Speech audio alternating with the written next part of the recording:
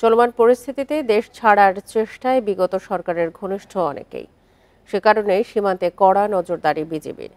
ভারতের সঙ্গে ৪,০০০ কিলোমিটারের বেশি সীমান্তের প্রতিটি পয়েন্টে টহল বাড়িয়েছে তারা। বেনাপোল, হিলি, বাংলাবান্ধা, তামাবিল, আখাউড়ার মতো বেশিরভাগ ইমিগ্রেশন চেকপোস্টে কয়েক ধাপে চলছে তল্লাশি। প্রিয় নম্বর সেট করে বিকাশে সেন্ড মানি করুন ফ্রি। চাঁপাইনবাবগঞ্জের সোনা মসজিদ ইমিগ্রেশন পার হয়ে আবারও বিজিবির জেরার মুখে পড়ছেন যাত্রীরা। তল্লাশি করা হচ্ছে সব ব্যাগ, পরিচয়ও নিশ্চিত করা হচ্ছে কয়েক ধাপে।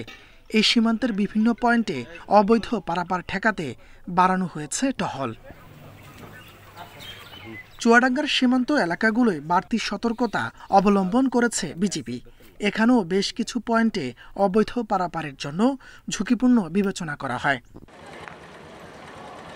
দিনাজপুরের হিলিতে সীমান্তের পাশাপাশি ইমিগ্রেশন সতর্কতা বাড়ানো হয়েছে। কাউকে সন্দেহ হলে বাড়তি জিজ্ঞাসাবাদ করা হচ্ছে। পঞ্চগড়ের ২৮৪ কিলোমিটার সীমান্তকে অন্যতম ঝুঁকিপূর্ণ হিসেবে দেখা হচ্ছে। এজন্য ব্যাপক সতর্কতায় বিজিবি। সীমান্ত পাহারায় পঞ্চগড় ১৮ ব্যাটালিয়নের পাশাপাশি কাজ করছে নীলফামারী ৫৬ এবং ঠাকুরগাঁও ৫০ বিজিবি ব্যাটালিয়ন। সিলেট সীমান্তেও নিরাপত্তা জোরদার করা হয়েছে। ব্রাহ্মণবাড়িয়ার আখাউড়া ইমিগ্রেশন চেকপোস্ট দিয়ে যাত্রী পারাপারে কড়াকড়ি ব্যবস্থা নিয়েছে প্রশাসন। তাপস সরকার, ইন্ডিপেন্ডেন্ট নিউজ।